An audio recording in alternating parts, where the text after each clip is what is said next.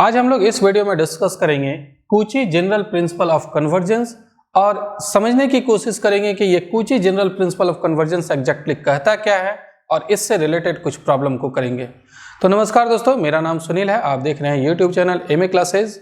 आप यदि मेरे चैनल में पहली बार आए हैं तो चैनल को सब्सक्राइब कर लीजिए। आप लोग चैनल को देखते तो हैं, वीडियो को देखते तो हैं, लेकिन सब्सक्राइब नहीं करते हैं। मैक्सिमम व्यूअर्स जो है वो सब्सक्राइब नहीं करते हैं। तो प्लीज़ चैनल को सब्सक्राइब कर लीजिए। वीडियो पसंद आएगा तो लाइक कर लीजिएगा, फ्रेंड्स के साथ शेयर कीजिएगा। एक और इन्फॉर्मेशन मैं आपको बता दूं कि अगर मेरा प्रीमियम कोर्स का सब्सक्रिप्शन लेना है, रियल एनालिसिस का या और भी डिफरेंट टॉपिक्स का मेरे एप्लीकेशन में है, सारे कोर्स बनाए हुए हैं, वहाँ पर आपको PDF भी मिल जाएगा। तो आप सब्सक्रिप्शन ले सकते हैं। वहाँ एमए क्लासेज एप्लीकेशन मिल जाएगा प्ले स्टोर पर, आप उसको डाउनलोड कर लें। लिंक डिस्क्रिप्शन में भी दिया हुआ है और वहाँ पर बहुत ही नॉमिनल प्राइस में मैं इस सारे कोर्स को, प्रीमियम कोर्स को अवेलेबल करवाया हूँ। तो आप वहाँ से भी सब्सक्रिप्शन लेकर के पढ़ सकते हैं। वहाँ डाउट क्लियरेंस भी है, PDF भी है, रिकॉर्डेड वीडियो भी है और भी बहुत कुछ है। तो अब चलिए शुरू करते हैं इस वीडियो को। और सबसे पहले हम लोग देखते हैं कि कूची जनरल प्रिंसिपल ऑफ कन्वर्जेंस कहता क्या है। इसके पहले वाले वीडियो में मैं कूची सीक्वेंस के बारे में डिफाइन कर दिया था। कूची सीक्वेंस क्या होता है उसके बारे में समझा दिया था। और यहाँ पर एक थ्योरम में बता रहा हूँ, Cauchy general principle of convergence. इसका स्टेटमेंट है कि ये necessary and sufficient condition for ये sequence an to be convergent. कोई भी सीक्वेंस कब कन्वर्जेंट होगा वही ये बताता है कि कब कन्वर्जेंट होगा, उसका नेसेसरी एंड सफिशिएंट कंडीशन बताता है। कहता है कि कोई भी सीक्वेंस कन्वर्जेंट होगा कब होगा, for each epsilon greater than 0 there exist ये पॉजिटिव इंटीजर m, मतलब m belongs to capital N, मतलब m नेचुरल नंबर होगा, पॉजिटिव इंटीजर होगा, सच दैट ऐसा होना चाहिए कि mod of an plus p minus an less than epsilon for all n greater than equal to m and for all p greater than equal to 0। ध्यान दीजिए, sequence convergent होगा अगर ये कंडीशन सेटिस्फाई करे कि modulus of an plus p minus an less than epsilon होना चाहिए for all n greater than equal to m। यहाँ पर एप्सिलॉन कोई भी नंबर दिया हुआ रहेगा, पॉजिटिव नंबर आप अपने से चूज कर सकते हैं, कोई भी चूज कर सकते हैं, वेरी स्मॉल भी ले सकते हैं और इसके करस्पॉन्डिंग एक पॉजिटिव इंटीजर मिलना चाहिए, m मिलना चाहिए। और ऐसा मिलना चाहिए कि आप an प्लस p यहाँ पर रखिए और an दोनों का जब डिफरेंस निकालेंगे, उसका जो मॉडुलस निकालेंगे डिफरेंस का, तो वो लेस देन एप्सिलॉन आना चाहिए। जो पॉजिटिव नंबर लिए हैं उससे स्मॉलर होना चाहिए for all n greater than equal to m और p greater than equal to 0। और ये तो जो कंडीशन था वो कूची सीक्वेंस का भी था। अगर ये कंडीशन सेटिस्फाई करे तो वो कूची सीक्वेंस भी कहलाता था। ये कंडीशन अगर सेटिस्फाई करे तो उसको हम लोग कहते थे कूची सीक्वेंस। तो इसका मतलब क्या हो गया कि कोई भी सीक्वेंस कब कन्वर्जेंट होगा, कोई भी सीक्वेंस कन्वर्जेंट तब होगा जब ये कंडीशन सेटिस्फाई करे। कंडीशन सेटिस्फाई करने का मतलब कूची सीक्वेंस हो जाए। तो सीक्वेंस कन्वर्जेंट तभी होगा जब वो कूची सीक्वेंस हो। इफ एंड ओनली इफ लिखा हुआ है, मतलब अगर कन्वर्जेंट है तो कूची सीक्वेंस होगा और अगर कूची सीक्वेंस है तो कन्वर्जेंट होगा। तो आप इसको मीनिंग ऐसा समझ सकते हैं कि कन्वर्जेंट सीक्वेंस जो है वो कन्वर्जेंट कब होगा, कन्वर्जेंट तब होगा जब बोथ साइड इम्प्लाइज, जब वो कूची सीक्वेंस हो जाए, कूची सीक्वेंस। तो यहाँ पर अगर सीक्वेंस कन्वर्जेंट है तो वो कूची सीक्वेंस होगा और अगर कूची सीक्वेंस है तो कन्वर्जेंट होगा। या उसको आप इस तरीके से कंडीशन में लिख लीजिए, अगर ये कंडीशन सेटिस्फाई करता है तो उसको हम लोग कूची सीक्वेंस कहते हैं।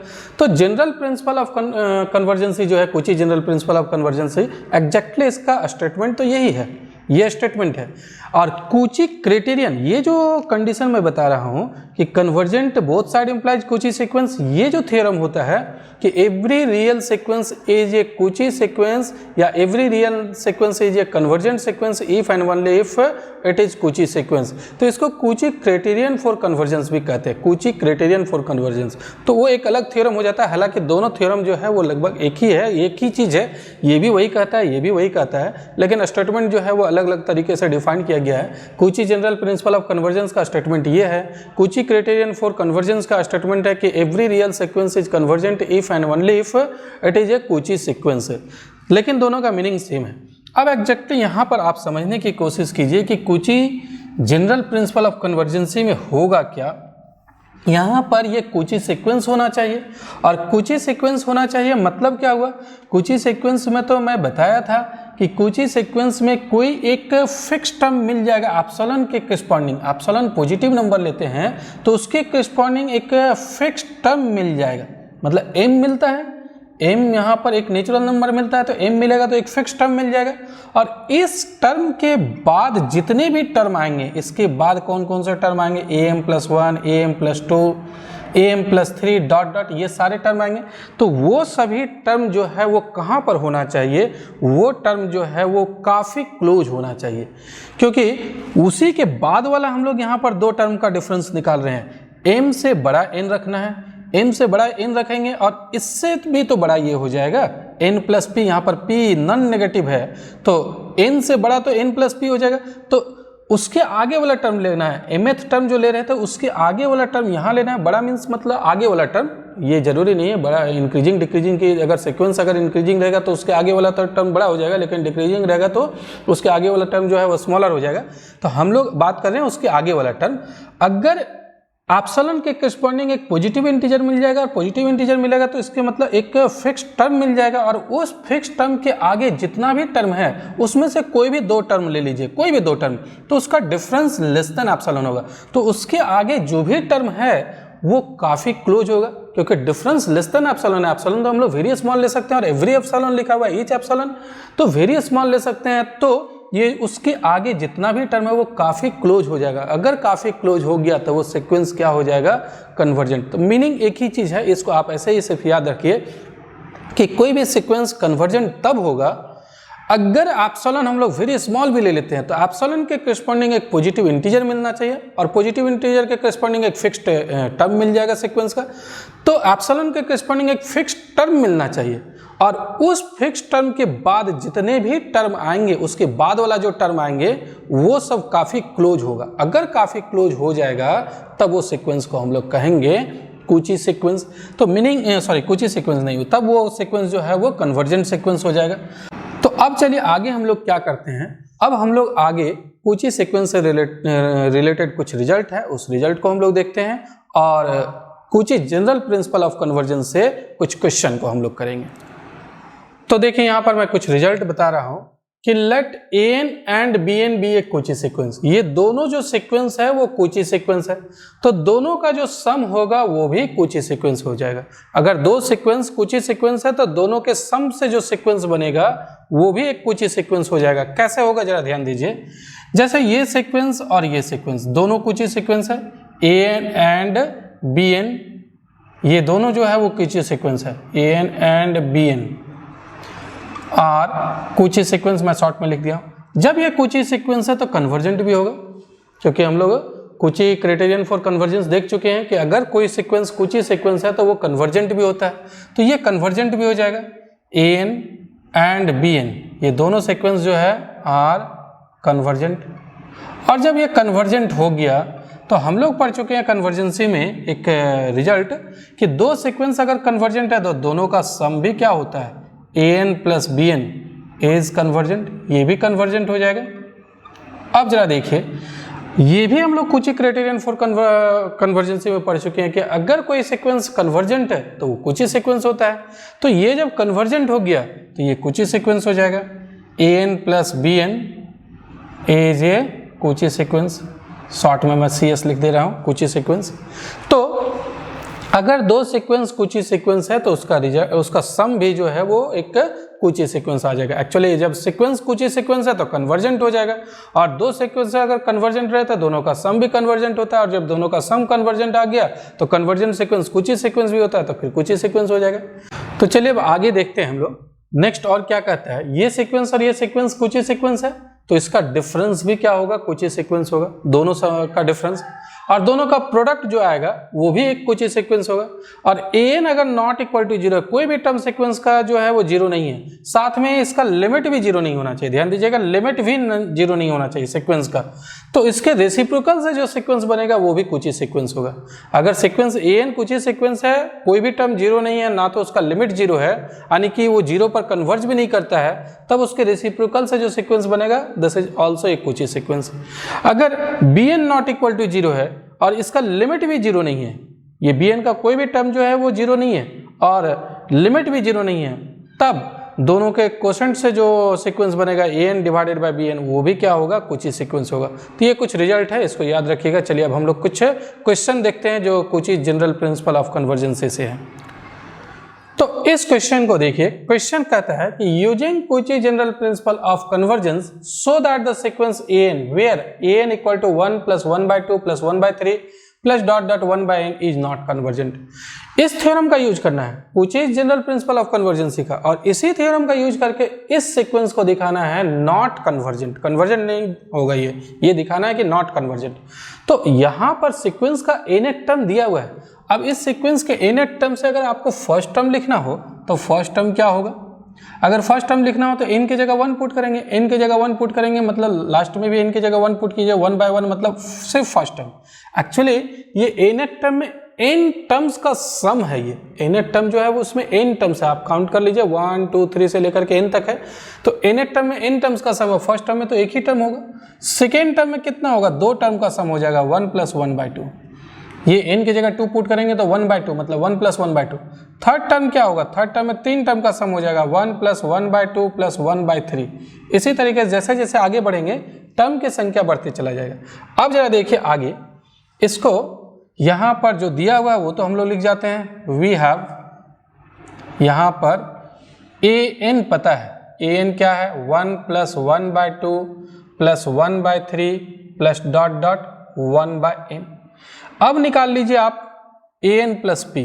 नाउ an प्लस पी, कुछ ही जनरल प्रिंसिपल ऑफ कन्वर्जेंसी में जरूरत पड़ेगा इसका, तो ये निकाल लेते हैं। अब इसका मीनिंग क्या हुआ, n प्लस पी का मतलब an प्लस पी का, an लिखा हुआ मतलब n टर्म्स यहाँ पर है और an प्लस पी लिखा हुआ मतलब इसमें n प्लस पी टर्म्स होगा। तो जो टर्म यहाँ पर है वो सब तो रहेगा, उसके बाद भी कुछ टर्म आ जाएगा। जैसे अगर आपका सेकेंड टर्म में 1 प्लस 1/2 आता है, अगर आपको फोर्थ टर्म लिखना है उसके बाद वाला लिखना है तो कहाँ तक जाएगा, 1 प्लस 1/2 तो रहेगा ही, इसके बाद भी एक टर्म आएगा 1/3 प्लस 1/4 आ जाएगा, इसके बाद भी टर्म 2 टर्म और एक्स्ट्रा आ गया, ये जो टर्म है वो तो सब रहेगा ही। तो यहाँ पर ये सारा टर्म तो होगा ही, n प्लस पी में 1 plus 1/2 plus 1/3 plus dot dot 1/n तक तो रहेगा ही, इसके बाद भी टर्म आएगा 1/n प्लस 1 आ जाएगा, 1/n प्लस 2 आ जाएगा और डॉट डॉट ये कहाँ तक जाएगा, 1/n प्लस p तक जाएगा। अब हम लोग निकाल लेते हैं ये an plus p minus an, क्योंकि कूची जनरल प्रिंसिपल ऑफ कन्वर्जेंस से यूज कर रहे हैं, इसका भी जरूरत पड़ेगा। तो इसको निकालने के लिए क्या करना पड़ेगा, इसमें इसको सब्ट्रैक्ट कर देना है। तो देखिए ये पार्ट तो कॉमन है ना, इतना यहाँ पर जो है वही चीज़ यहाँ पर भी, इसको जब सब्ट्रैक्ट करेंगे तो ये पूरा इससे कैंसिल हो जाएगा। तो कैंसिल हो जाएगा तो क्या बच जाएगा, इससे बच जाएगा 1/n plus 1 plus 1/n plus 2 plus dot dot 1/n plus p, ये बच जाएगा।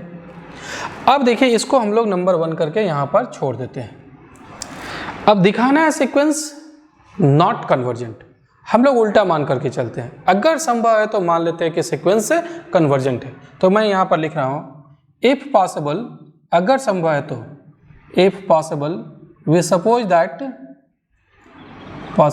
सपोज दैट, हम लोग मान लेते हैं सपोज दैट द सीक्वेंस, कौन सा सीक्वेंस जो दिया हुआ है यहाँ पर, an इज कन्वर्जेंट, ये मान लेते हैं कि ये कन्वर्जेंट है। जब कन्वर्जेंट है तो Cauchy general principle of convergency apply कर सकते हैं। तो देयरफॉर बाय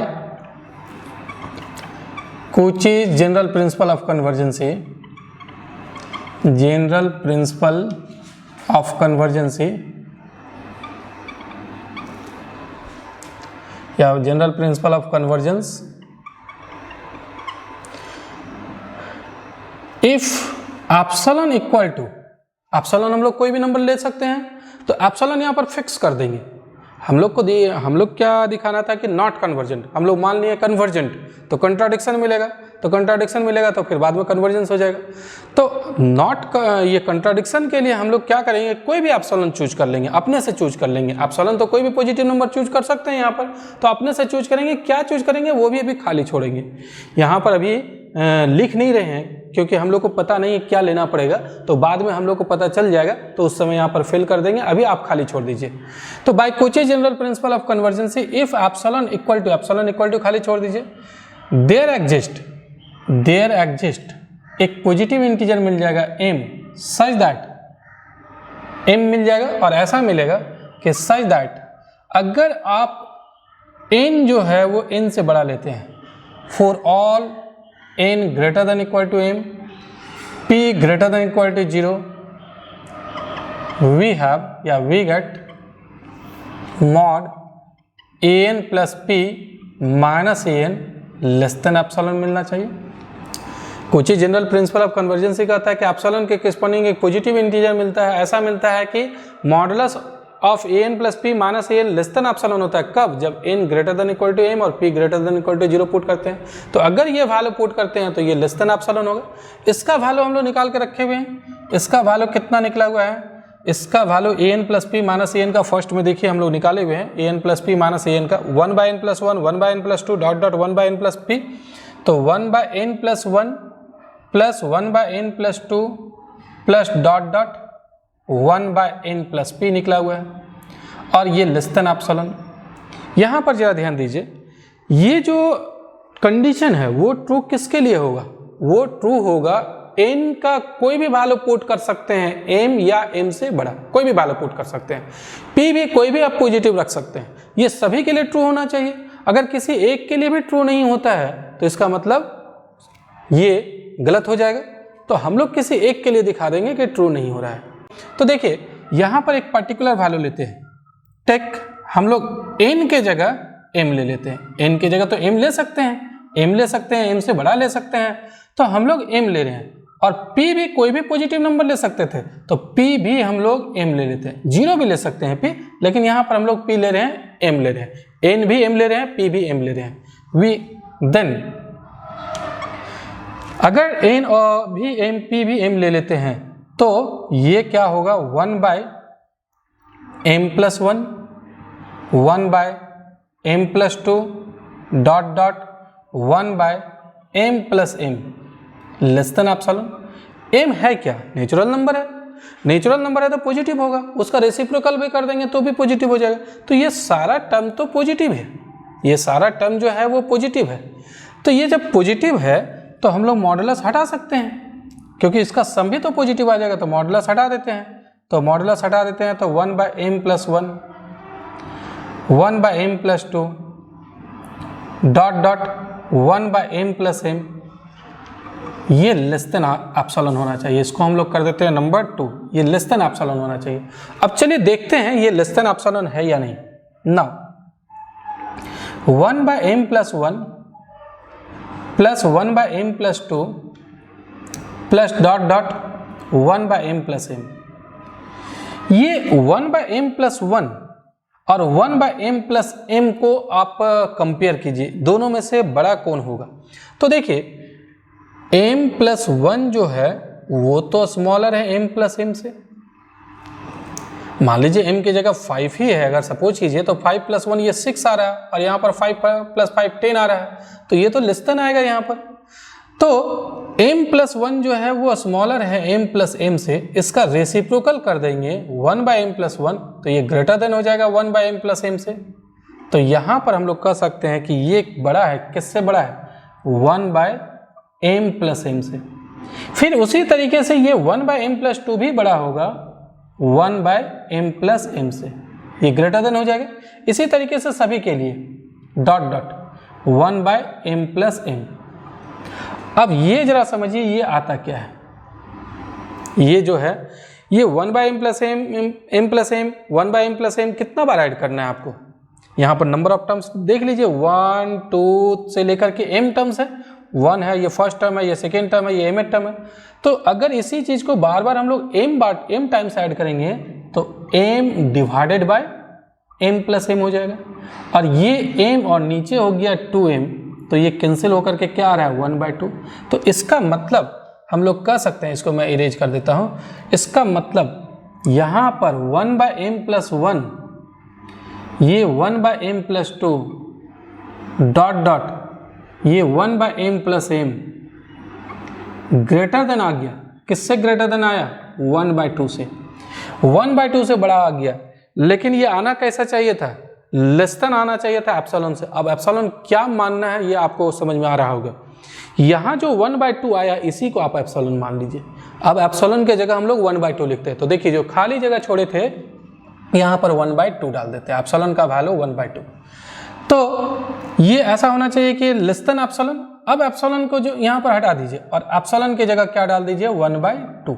यहाँ पर भी एप्सिलॉन को हटा देते हैं, लेस देन 1/2। ये लेस देन 1/2 आना चाहिए था लेकिन नहीं आया। ये कूची जनरल प्रिंसिपल ऑफ कन्वर्जेंसी से जब सीक्वेंस कन्वर्जेंट था तो ये लेस देन 1/2 आना चाहिए था, ये लेस देन 1/2, लेकिन ये आ गया ग्रेटर देन 1/2। तो कंट्राडिक्शन मिल गया। कूची जनरल प्रिंसिपल ऑफ कन्वर्जेंसी कहता है कि ये लेस देन 1/2 आना चाहिए, जबकि एग्जैक्टली है क्या? ये लेस देन 1/2 है ही नहीं, ये ग्रेटर देन 1/2 है। तो इसका मतलब कंट्राडिक्शन मिल गया, और जब कंट्राडिक्शन मिल गया तो इसका मतलब ये जो सीक्वेंस था वो कन्वर्जेंट नहीं होगा। हम लोग मान लिए थे ना कि ये सीक्वेंस है वो कन्वर्जेंट है, कन्वर्जेंट सीक्वेंस मान लिए, कूची general principle of convergency apply कर दिए, अप्लाई करके देखें कि ये आना चाहिए लेस देन 1/2। एप्सिलॉन हम लोग 1/2 लिए थे, लेकिन ये 1/2 नहीं आया, ग्रेटर देन 1/2 आ गया। इसका मतलब ये कंट्राडिक्शन मिल गया। मान लिए थे कन्वर्जेंट और यहाँ कंट्राडिक्शन मिल रहा है, तो कन्वर्जेंट नहीं होगा, नॉट कन्वर्जेंट हो जाएगा ये। तो देखिए यहाँ पर अब हम लोग क्या करेंगे, लिख देंगे कि ये कंट्राडिक्शन है, तो यहाँ पर मैं नंबर डाल देता हूँ 3। तो 2 और 3 जो है वो कंट्राडिक्ट कर रहा है एक दूसरे को, तो फ्रॉम 2 and 3 मैं यहाँ पर लिख दे रहा हूँ कि from 2 and 3 we get a contradiction, we get a contradiction. तो इसीलिए our supposition is wrong, contradiction, hence our supposition is wrong. तो हम लोग क्या माने थे? मान लिए थे convergent, our supposition is wrong. माने थे कन्वर्जेंट, तो कन्वर्जेंट अब नहीं होगा, therefore sequence AN is not convergent, ये कन्वर्जेंट नहीं होगा। तो इस थ्योरम का यूज करके आप और भी कुछ सवाल को बना सकते हैं, कुछ क्वेश्चन को ट्राई कर सकते हैं आपके बुक में जो है। और आप सभी को मैं एक और चीज़ बता दूं कि मेरा टेलीग्राम चैनल भी है जिसका लिंक डिस्क्रिप्शन में दिया हुआ है, तो आप उस चैनल को भी ज्वाइन कर ले, और अगर आपको ज़रूरत होगा तो इसका PDF मैं प्रोवाइड कर दूंगा। अगर आप वहाँ पर कमेंट करते हैं टेलीग्राम चैनल में तो मैं PDF प्रोवाइड कर दूंगा, या फिर लिंक इसी वीडियो में आप कमेंट कीजिए PDF के लिए और टेलीग्राम चैनल ज्वाइन कर लीजिए, या भी और भी कुछ सोशल मीडिया जो है मेरा है आप उसको फॉलो कर सकते हैं। तो चलिए आज इस वीडियो में बस यहीं तक, मिलते हैं नेक्स्ट वीडियो में। इस वीडियो को देखने के लिए बहुत बहुत धन्यवाद, थैंक यू।